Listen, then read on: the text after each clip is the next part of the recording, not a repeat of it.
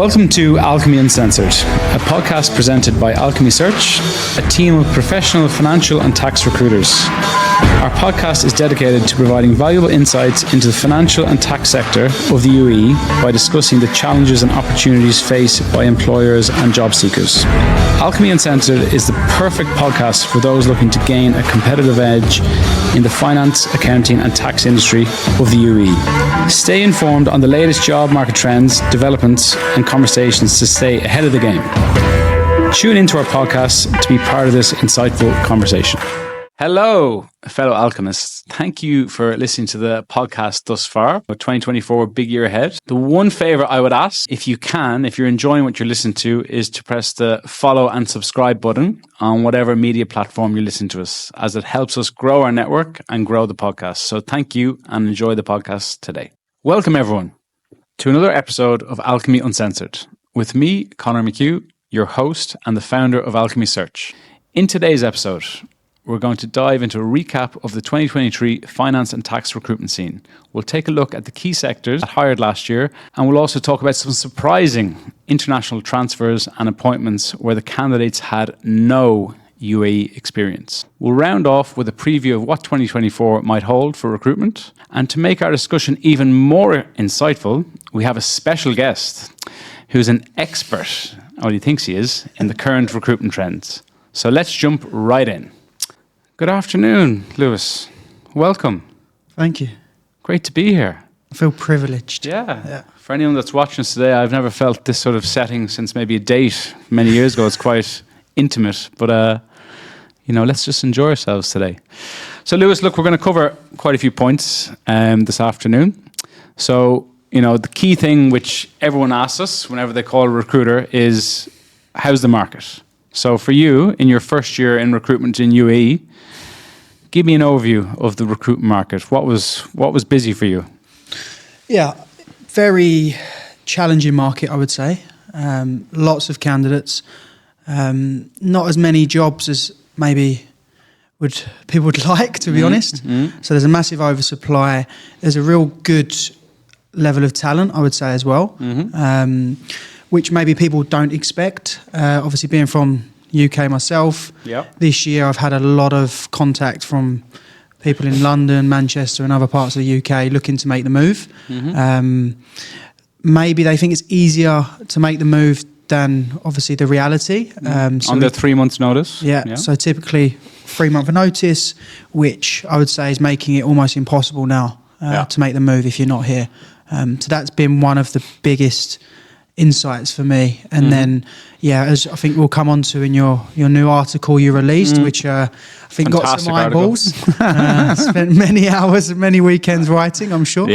Some quite interesting statistics around those people who don't live here right now.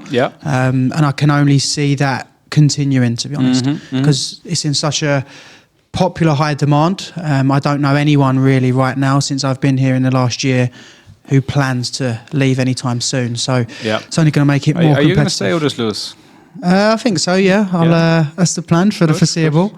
A lot of people approach you now. You're doing good things in the market. So I'm going to be staying Watch this space. Okay. Yeah, well, look, I guess my view on the market this year, again, based on the article I released last week, was it's been a pretty challenging year. I appreciate it was your first year. I've been here 6 years now.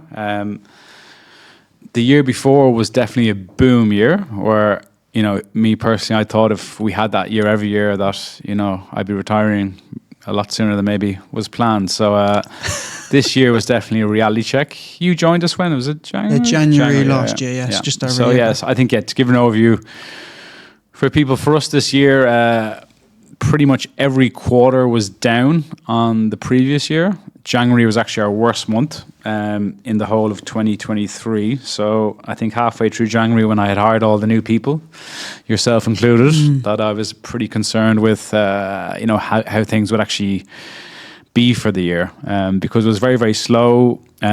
Processes were getting put on hold. You probably felt that quite a bit where, you were in London before, where recruitment is probably a bit more streamlined per se. But again, to give the overview of the market, so January was, for us anyway, was very, very poor. February and March were good, but nothing too crazy. Then we obviously came out of Ramadan. I think May was probably our best month of the whole year, actually. So for people that are job seekers, that, you know, once you get out of Ramadan, things do pick up. For us as a business, we're quite UAE heavy, while other recruitment agencies would be probably a lot more in Saudi, because obviously there's a lot of work there. So for UAE, it is still quite seasonal. But I do think, for example, Ramadan stuff still will happen here, and stuff did happen for us because we had quite a lot of pipeline and that came through then post Ramadan. So things don't completely stop here. Obviously, once we got into the summer months, things did slow down. I think you left us for a good 2 months sabbatical or hiatus in the summer UK. was a challenge. And then I guess, we got back. Q4, things did really get moving again, which was great. And the end of the year was great. Thankfully, we managed to get a lot of things over the line in December in particular. So, that was probably the interest, from our side, it was great end of the year. And I know from speaking to other agencies that, overall the year was quite tough, because people need to remember the big difference in the market now compared to, a couple of years ago is that a lot of people are in work. So if we get a job right now, we'll probably have to reach out to candidates that are in jobs. They maybe want to speak to us as quickly, or maybe they don't want to move. So there's not as much movement in the market. While, 18 months ago, 2 years ago, the vast majority of the job seekers were maybe immediately available. So, they want a job, they need a job, they take a job. And that was the dynamic of the market. While now, people haven't been moving as much, and that's what we felt in the first half of the year. So I do think, based on what we're seeing, is there is more movement. We're getting calls now from clients. They need a replacement because someone's moved into another job. So it's a bit like musical chairs, but the chairs are staying.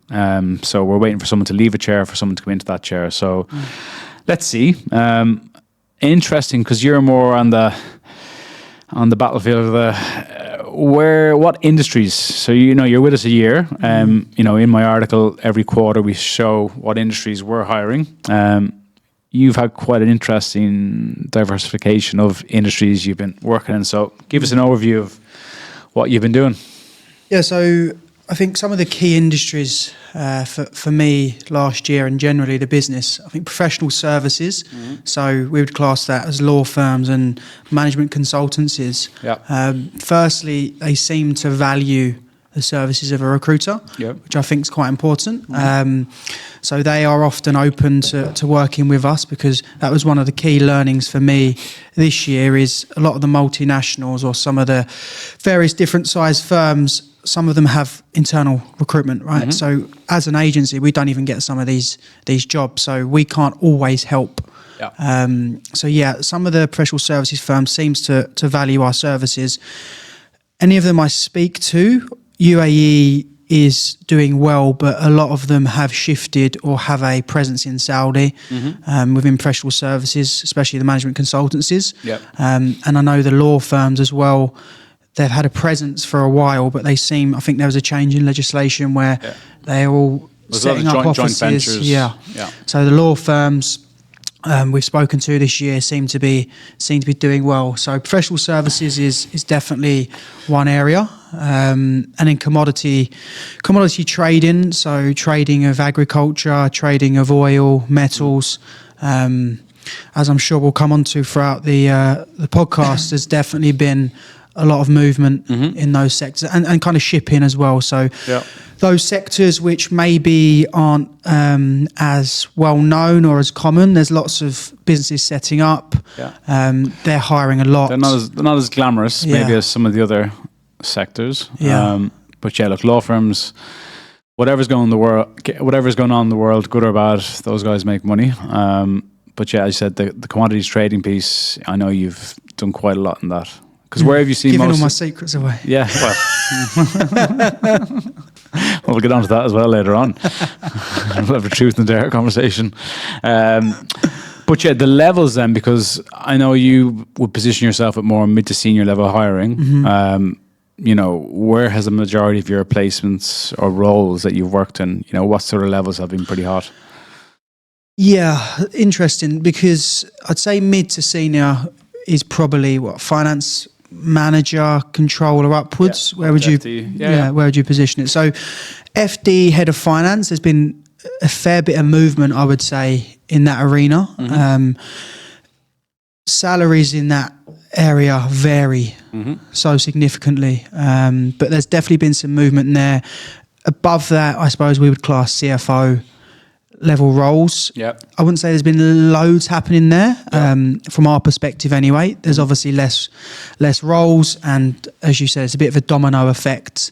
If one person leaves, someone moves on, and often there's a very kind of close-knit network in that arena that sometimes they do it themselves anyway, right? So FD level, there's been a decent bit of traction. Head of finance, financial controller.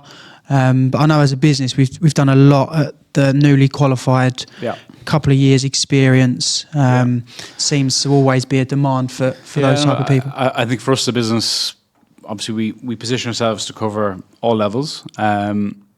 We are predominantly mid-level, because that's, the reality is that's where the majority of the movement is, because being honest, like anyone thinks about it, it's like a pyramid, when you're climbing that ladder, that corporate ladder. Obviously, the higher you go, the less opportunities there are. So it is quite a challenging market. And the big thing for job seekers or people who are in jobs is that people aren't jumping ship as quick as possible. And the biggest challenge in this region is that in general, companies will never overpay for someone.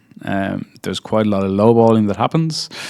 And that's stalling things in the market, because as I said, it's very easy when you've got 5 candidates in a process that are fresh off the boat or have lost their job. They will take below market rate for that job to get the job.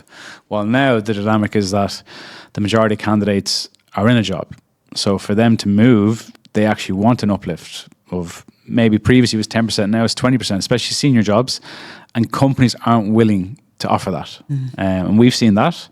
And the biggest thing now is it's counter offers. So the market's changed so much.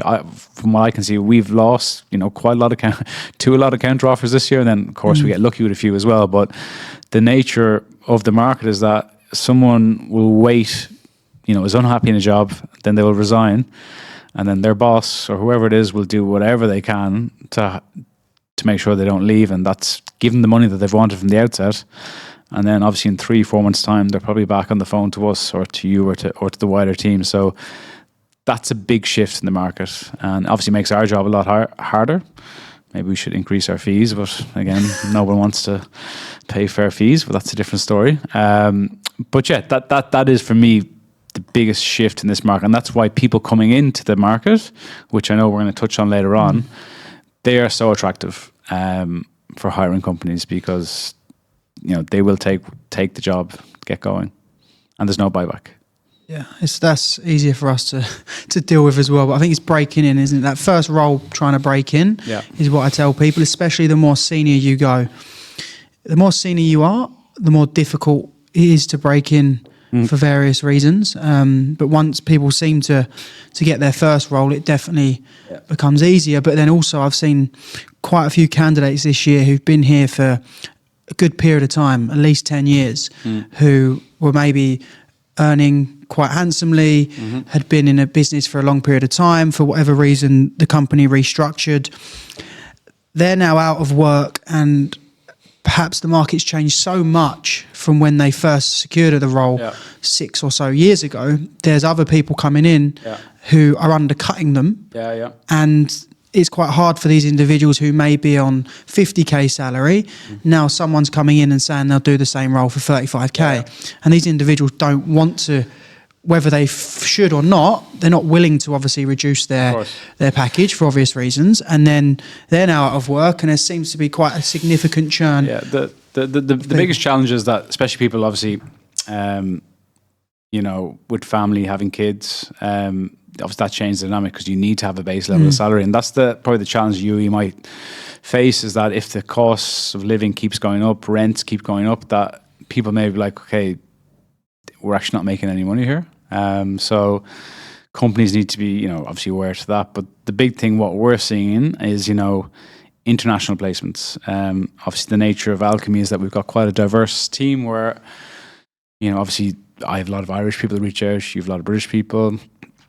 We am with a lot of the Arab community, and we're getting constant approaches. And of course, in the UK, the 3-month notice, especially these newly qualified guys, is that they're not going to get a job here on that notice because there's 10 people already here that have the same CV. And I guess in the article that I published, I keep going back to it, but I think our stats from last year were only 2% of all our placements were international relocations. So these are candidates that have never been to UE, that were in a job on a notice period, did all their interviews through MS Teams, and then they secured a job. 2%. So for the people who are listening abroad, remember that. But then 22% of our whole placements were guys that were fresh off the boat, that had resigned, that were moving to UAE. We had their arrival date. We got them in interview processes before they came, maybe first round, second round, then they arrive, they finish off the process, and they're the guys. Like, that's nearly a quarter of our placements were those guys, which I've never seen before to that level. I know it does happen a bit, but more and more people are just taking the risk and coming out here without a job. And look, predominantly, I will caveat that by saying it is predominantly newly qualified up to mid-level people. It's not, it's very different, I guess, horses for courses, where you've got CFOs, FDs, they can't just, I get it, they can't just resign, move over with family and kids. It is more probably the single or, young couples that are taking this risk. Because I know you're constantly fighting that battle with the people from the homeland. Yeah, I suppose if you don't know, you don't know, right? So these people are none the wiser. We try and educate through LinkedIn and through podcasts and the content we provide that's the reality. I'll never tell anyone you need to quit your job. Everyone has their own personal circumstance. I just normally tell them this is the reality. People are leaving. People are moving here without a job. Have they all secured work? No, we still have cases where people move here without a job and they still don't secure work. But I can say in the majority of cases, people do find a job at some point. But I think the most interesting point about that is even when you do that, there's still no guarantee. But it's the time it takes.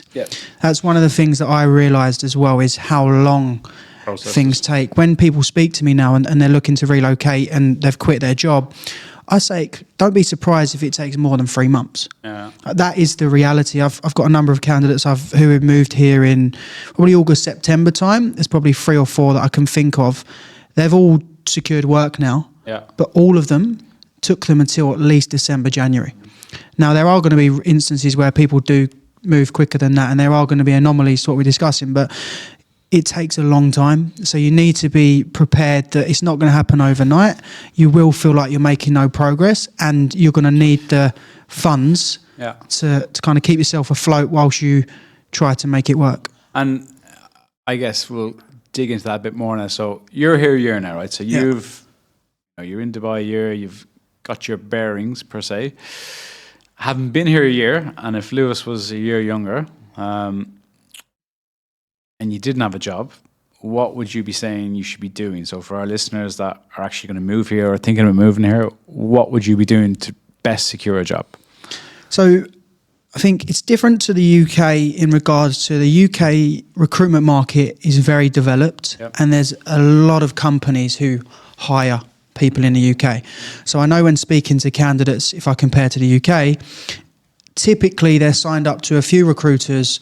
They'll get a call every couple of weeks with, are you interested in this? Are you interested in this? That doesn't really happen here because there's just so many people.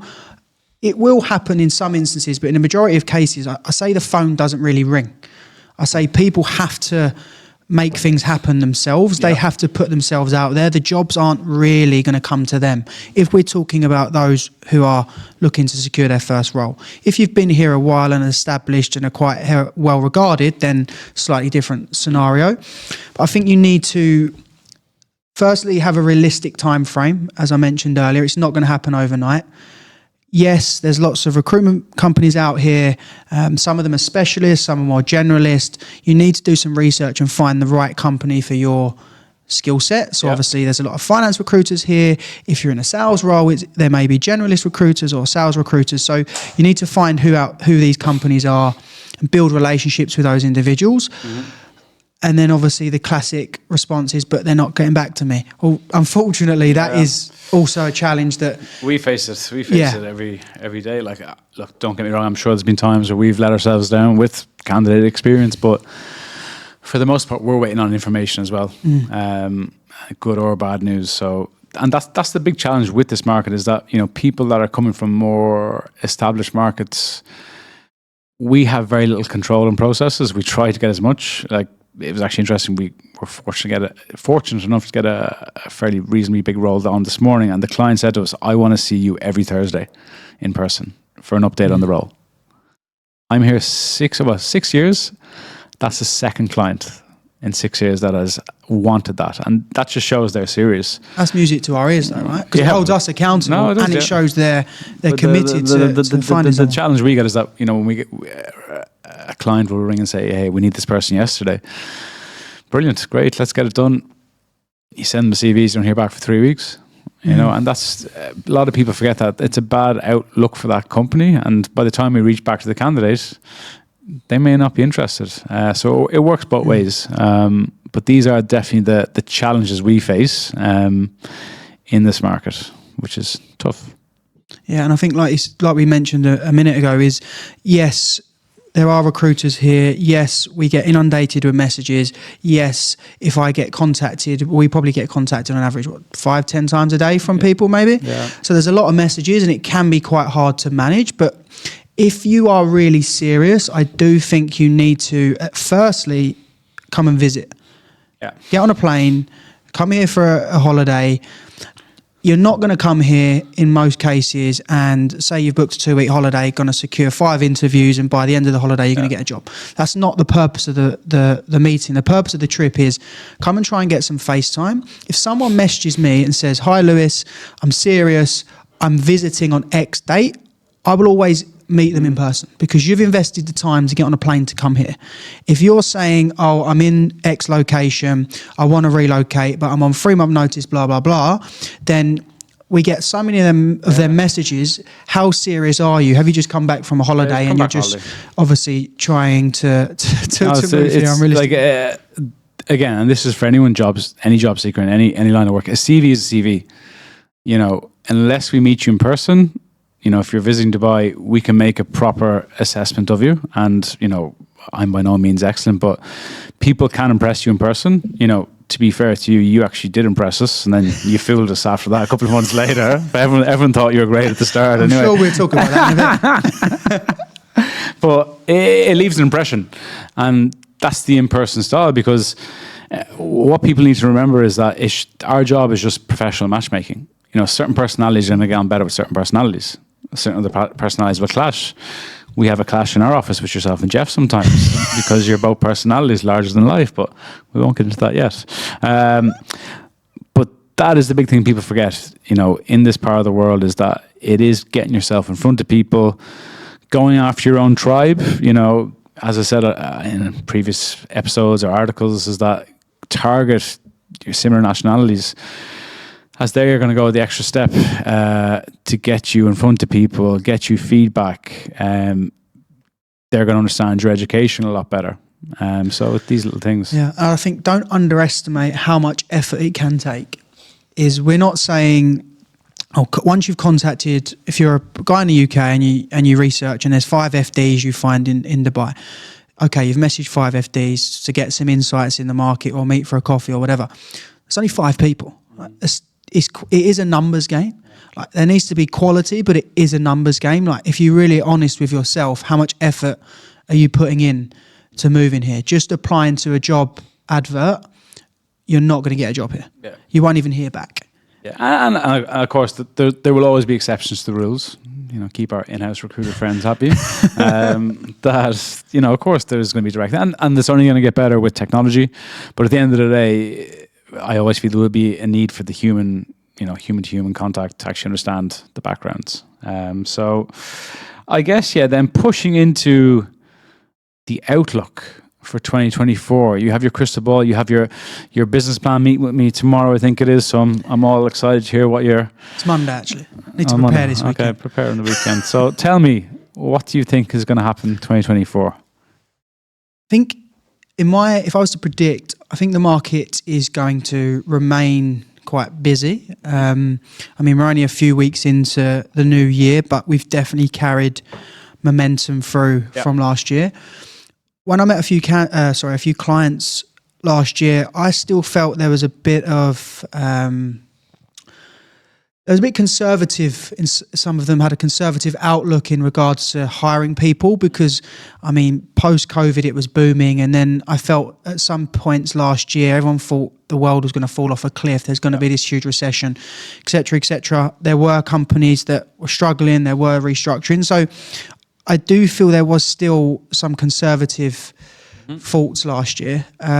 This year, the noises are positive. As you mentioned at the start, 2022, lots of recruitment happened. Yep. If you've just got a job in 2022, are you realistically going to move in 2023? Yep. Probably not in most cases, but we tend to see after a couple of years, don't we, that people are open to a new opportunity. Yeah. Things take a while. So if you're open, say Q1 of 2024, you might find a job in Q2, Q3. And the big thing is for us, we're fortunate. We're predominantly dealing with finance people. These guys see the numbers. They know the outlook, if it's good or bad. They know what's going on. So,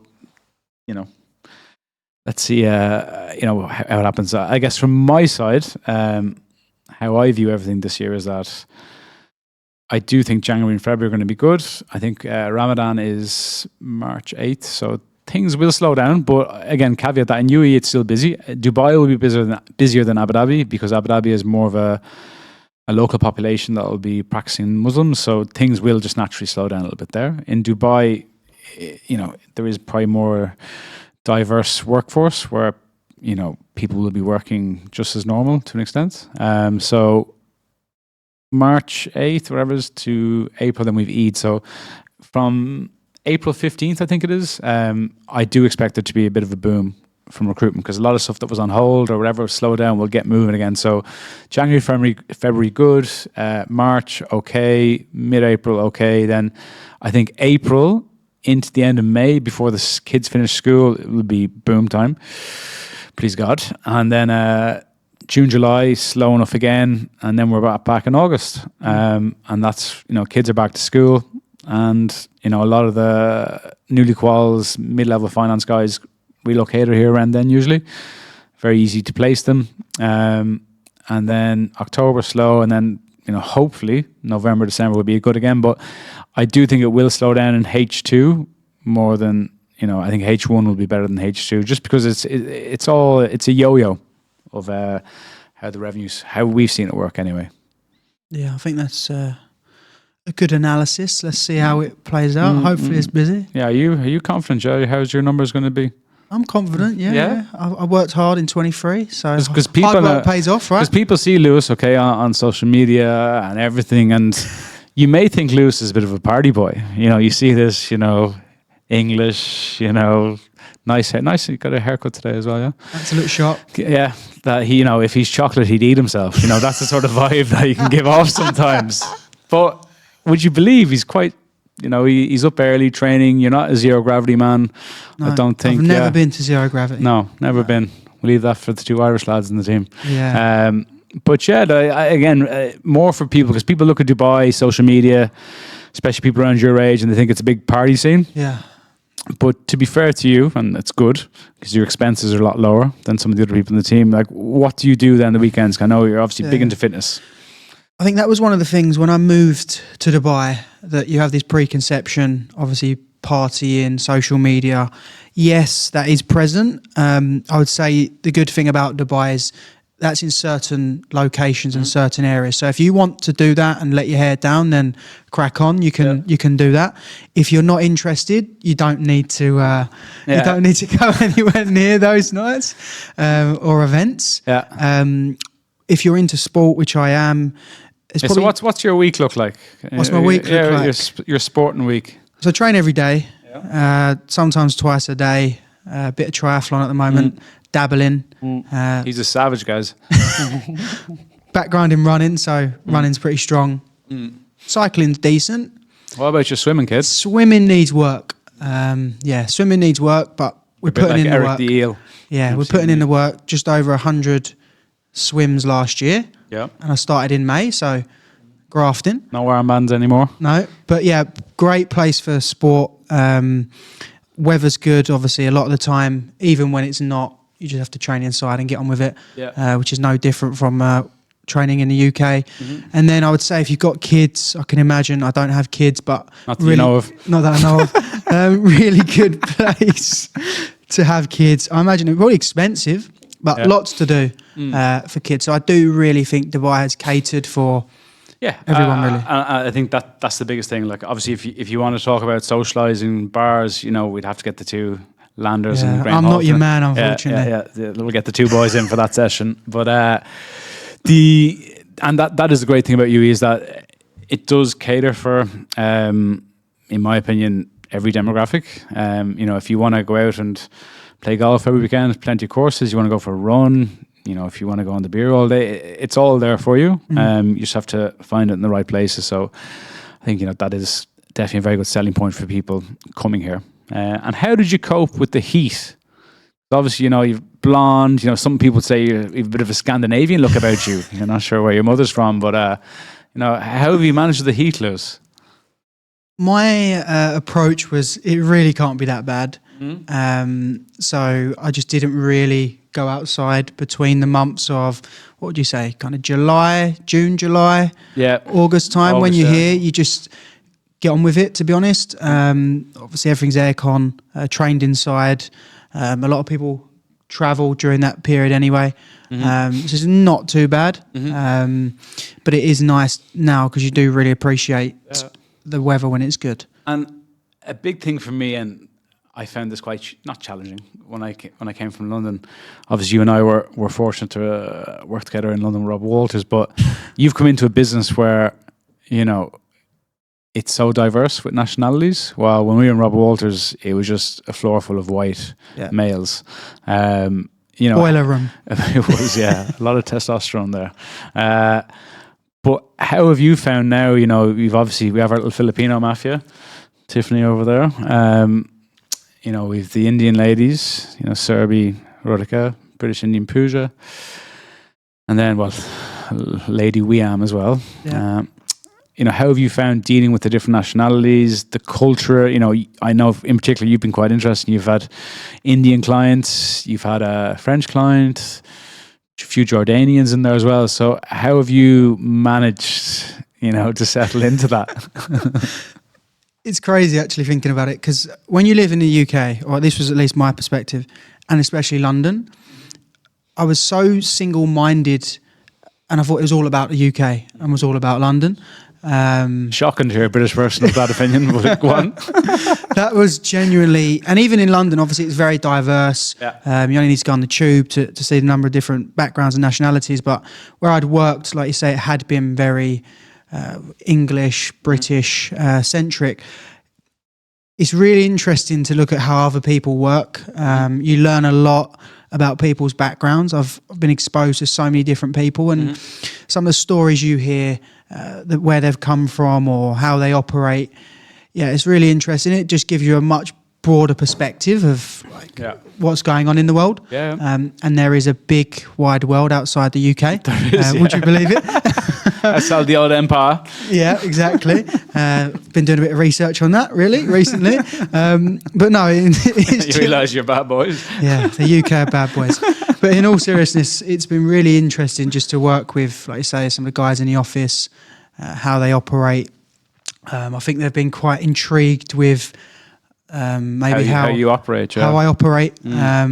Lots of energy. Lots of energy. A few jokes here and there, but deep down, I'm a serious operator. You are, yeah. Serious operator. Yeah, and we'll get on to that very shortly. We'll get on to that very, very shortly. But then I guess, Lewis, the big things are, at the end of the day, this is a market where there is such an oversupply of candidates. And I don't see that changing anytime soon. Definitely not in Dubai. Abu Dhabi, there is probably still a bit of a shortage, but people are sort of viewing Abu Dhabi sometimes. If I can't get something in Dubai, maybe I will get something in Abu Dhabi. But there is more of a shift. I think the big shift, I know she's leading our sort of Abu Dhabi venture mandate, but companies in Abu Dhabi are starting to become a little more flexible, with being in the office, not being in the office, having that maybe a couple of days a week. So I think that will add to them getting the best talent. But this thing is, in Dubai, you still are getting, it still is so competitive for the right talent. Yeah, I think Abu Dhabi is quite an interesting market. As you mentioned, they are more flexible. I've spoken to countless, especially senior level candidates this year who had been working in Dubai for a while, in senior roles, CFO, head of finance, FD, who perhaps wouldn't have considered Abu Dhabi as an option initially, who have all gravitated towards Abu Dhabi. They've all secured roles in Abu Dhabi. That's where the cash is at. That's where the money's at. That's where the money's at. But they all seem to have gravitated down there. There's some exciting stuff going on.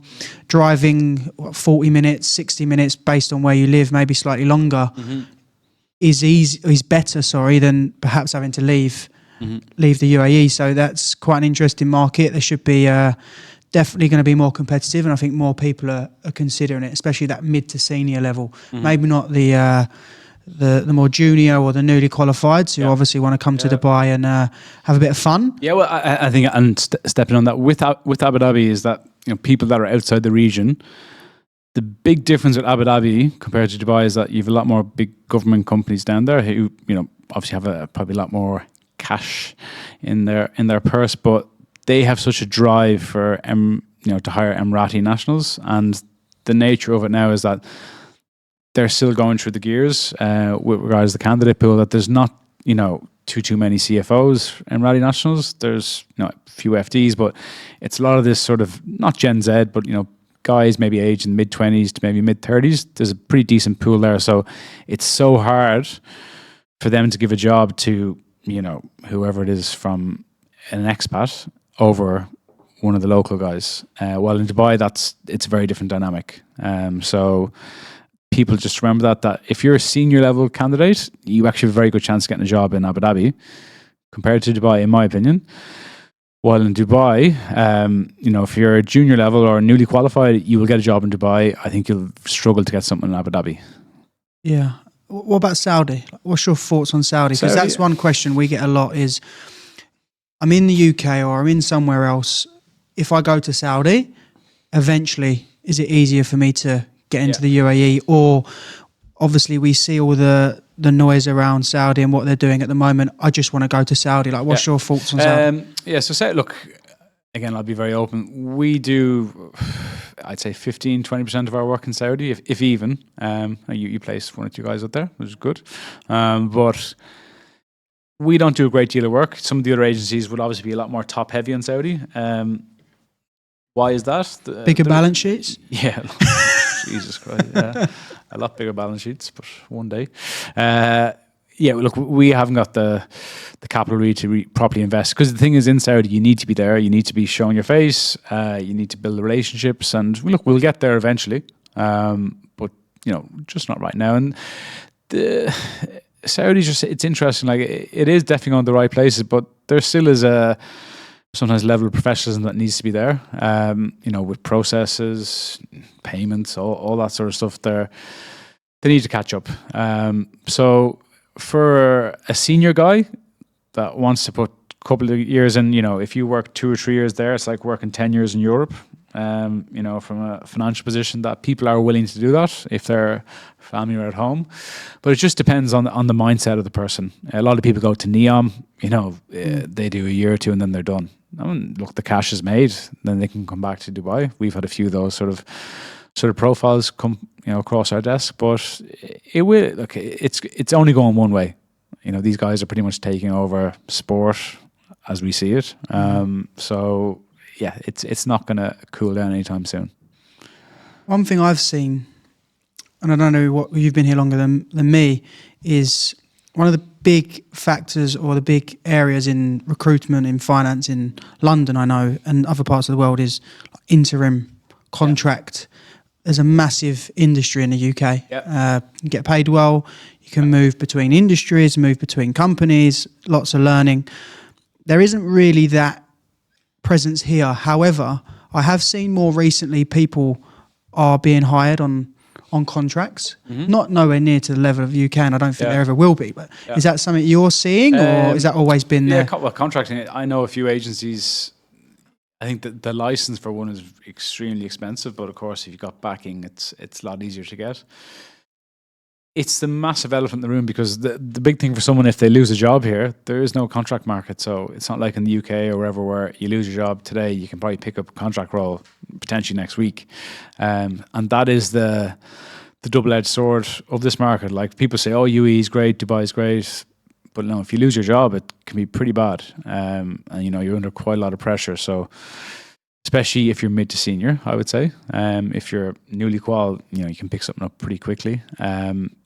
But yeah, the contract market, it's just the legislation. It's just getting your head around that, because it's not straightforward. And companies take the view, because labour law is quite weak here, I would say, that companies are like, well, I can just get rid of the person and I'm okay. Well, obviously in UK or Ireland, you have that unfair dismissals act, so it's quite hard to get rid of someone. Like, I could get rid of you quite easily here, but not so much probably in London. You're really painting a bad picture. No, look, he's one of the good guys. Good guy, Lewis. But no, I do think it is getting bigger. I know certain companies are setting up for just pure contracting, so I think it will. Okay. But it's going to take time, and it's trying to convince. Nobody likes change in any walk of life usually, and it's trying to convince the decision makers to have change. Like, even retained searches, they're so common in the UK and London. We could get retained search for a newly qual role. Well, if I tried that here, I'd be laughed out of the room. So yeah, it's just maturity, I guess. Is people don't like letting go of money here, especially in the company's side of things. Yeah, I think for me, one of the biggest learnings this year has been how you can stand out amongst the crowd. Because obviously, as we keep badgering on, and I'm sure you've seen it everywhere you look, there's just so many candidates. And when I meet candidates, I always say to them, you almost need to look at yourself and your skill set and what makes you different and stand out from everyone else. Because we get inundated with, I'm an ex-qualified accountant with X experience looking for a job. That doesn't grab anyone's attention, and you end up just falling amongst the thousands of CVs. So how are you different to everyone else? Have you worked within a certain type of business? For example, are you a startup expert, right? Whether you like it or not, you are going to probably get your most success in a startup type environment. Have you worked for all private equity backed businesses, and then could you find a company which has got a similar ownership structure? Obviously, the topic around industry is an interesting one. Whether we like it or not, there is a fixation here on industry. So do you lean into that, or do you fight against it? But either way, I think some of the most successful people that I've seen in terms of finding work successfully is they do have a niche and they've really doubled down. And on the one hand, if you've got a niche, and I mean, there's guys I've met recently who, fortunately, they've got a lot of experience in commodities trading. They're making it look easy in terms of finding work. Now, as we said, the industry's booming. On the other hand, I've met people who are in industries maybe such as like marketing, which maybe isn't a massive industry here. Yep. The downside that they've been in that niche is there's only so many companies. So I don't know the right answer, but all I know is that you almost just need to look at what makes you different for everyone else, and then target those businesses. And skill sets wise, and this is across the board, what have you seen a common trend in, what skills, like SAP implementation, or what sort of skill sets are you seeing quite hot out here? I think the systems is quite becoming more and more common. I do feel that more and more companies are maybe investing into new systems or changing their system, or putting more onus on what the system can do. Maybe it's been quite manual in the past, and you'd have quite a few people doing manual tasks. I do think there's an evolution where people are seeing the value and trying to implement change, and seeing that putting in a system is just going to make you more efficient. So system experience, obviously there's lots of systems out there. SAP is definitely one that we are seeing, especially with the established companies. So that's one thing. The hardest thing is at the start, you're just a name on a bit of paper. So you can't really convey your personality, which is the biggest difficulty. So once you get in front of people, then you can show who you are, and there's more to you than maybe just the skills that you have. But that's really difficult to convey when you're just a name on a CV. I think, and on the systems piece, anyone, especially outside the region, that's very good at implementing systems or anything in that line, make sure that's on CV, because there's so many companies here that's still manual, and people are like, how is that possible in a country like UAE? The honest answer, I think, is that people don't see themselves in jobs for too long, for the most part, especially a couple of years ago where a CFO or an FD was like, sure, I'm only here for a few years, then I'm going back home with my cash. So why would I want to commit to a 5-year implementation or a 3-year implementation? So I'm sure companies have tried to do it, and then halfway through it, the lead guy leaves. So that's why, and because the finance functions are more lean here, if that guy goes, then the whole direction goes. The new guy comes in, and it's a completely different leadership view. Yeah, and the FP&A element that we see a lot of, I think it's obvious that the UAE and Saudi, the finance teams are not as developed as maybe London, where we obviously recruited before. Everyone, I would say the majority of candidates who reach out to us in maybe more developed countries and developed economies are in FP&A. Yeah.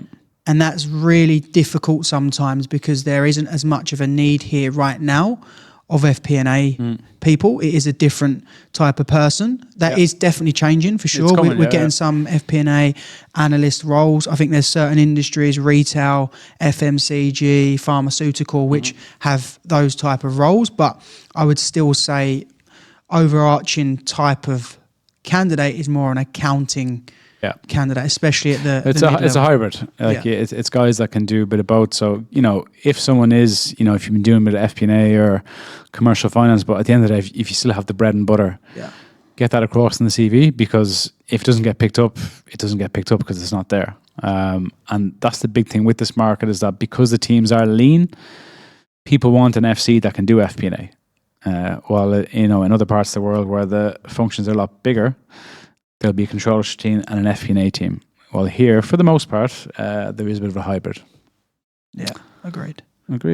Well, Lewis, it's been very professional. Very professional, but, we need to talk about, the year you've had for all the alchemists that, we have a presentation today. Bosh. Get this on the camera. What about those who are listening in? Yeah, they're listening in. If whoever's not listening, get a zoom up of that. You see that? See that, yeah. What does it say? Come on, for the listeners, they can't see what you're doing. They can just hear some noises. Of the year. What's that? 2023. Biller of the year. Why did I get that? Because you did. Well, what does Biller of the year mean? You're the big boy. Just be a nice guy. There you go. No, you're definitely not a nice guy. Yeah, it's been a good year. Good year for you, yeah? Well, you had 1 or 2 bad months. Rocky, a few rocky roller coaster. Anyone who wants to get into recruitment. So at one point, guys, Lewis, he was doing so good that he says, "I want my own board." So that's the sort of, I won't say arrogance we have to do in the office, but that's something. What's the board for? The board you mean for putting up my my successful placements? No. Look. Anyway, guys, whoever's hiring recruitment agencies, slip into his DMs there. You might slide into the DMs. I'll get back to you. But no, perfect. Look, I think that's pretty much covered all the points from our side. So, for anyone who's listened to this much of the show, thank you, and please, follow and subscribe, and look forward to the next episode very soon. No quick fire. What quick fire? Any quick fire questions? Blondes or brunettes? Why only blondes and brunettes? What about redheads? Gingers. Why are you discriminating? Lewis. Connor. You've made it. You've been Bill of the Year 2023. We're now in 2024, so that's gone. Okay? You started the year, okay. But who for you are your threats this year? You have a target on your back. Big back, getting a bit hench. I see that. But talk me through. Who are you worried about? So firstly, the cream always rises to the top. Oh. So 2023, Done. bit of a roller coaster, but I never doubted it. Never doubt me now, baby. Hardest worker in the room always is number one, firstly. Secondly, big year ahead. Big year. Target on the back. I can feel it already. Yeah. There's animosity. There is. Friendly, because we've got a great culture at Alchemy. Yeah, we're great company. But there's some friendly rivalry. So for the fans or connoisseurs, for the alchemists, I'm going to go for each person and see what they bring to the table. Right? So Jeff Landers, 2024 is the year of Landers.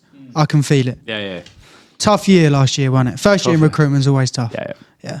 But get through that first year, lad. Lots of learning, but he's coming in hot. He is coming out. He's looking good. He's looking good. January, new year, new me. Yeah. But, big but. Big but. It's a marathon, not a sprint. Yeah. Maybe not marathon runner, Jeff. He's not a marathon runner at the minute. He's plus 90 kg for the alchemists. But he's cutting down and he's coming in aggressive. So I think a good year for Jeff. Yeah. Not worried. Not worried. Graham, Mr. Nice Guy, Mr. Horton, nicest bloke. Went. Yeah, nicest bloke, Graham, isn't he? Not a bad word. He's one of them guys that he's just nice. Do you know when someone says describe Graham, you just say he's a nice guy. Yeah. I'd love to be one of them. Would you? You're never going to be one of them, lad. No. Graham, decent year. He's solid year. Not sure. Okay. Jury's out. I think he'll have a good year, but I'm not too worried. Okay. Let's go on to the Indians there Indians, now. yeah. Pooja. Pooch, as I like to call her. Just come back from maternity leave. I'd never worked with her before. And obviously the company's changed a lot from what I'm told, new people. So I was worried. I was worried for her, to be fair. I thought she'll come in. She might like how it used to be. There's a lot of ego in the office now from Jeff, from Graham, from you. Don't throw stones. So I was worried for how she'd get on. But her first quarter back, she did well. She's got a bit, to be fair. She has got a bit. I'm actually impressed. I like Pooch. And you know what? The Pooja versus Rutica rivalry, that is one to watch. That is what I'm looking at. And what about Rutica then? Rutica's a beast. Anyone knows Rutica, read her tax article. She is a beast. She is a beast. She dreams about tax. Right? She loves tax. What do you dream about, Lewis, actually? She dreams about tax, right? She is coming in hot. Yeah. Big year. She was on her own for most of the year, right? Because obviously Pooja weren't about. But the rivalry there, they sit opposite each other, is fierce. And what about the silent assassin, Serbi? Yeah, exactly. She has you figured out, kid. She was fuming. End of the year, had a bit of bad luck. But she's coming in hot. Yeah, gosh. The only thing is pending maternity leave. Is she ready to pop out a kid? So she might not be here the full 12 months. Let's see. That's my prediction. I reckon Serbi out the game. Similar situation then for Lady Wiam, do you think? No. Lady Wiam. I left the best till last. Is there anyone else? I'm forgetting. Obviously, the Filipino mafia. Yeah, we know them. They're great. But Wiam's an interesting character. Go on. She's floating around the office at the minute, isn't she? She is floating. She's had a good start. She was sandbagging last year, right? Oh, yeah. She was making stuff happen. She had 3 quarters off. And in Q4, she was making stuff happen.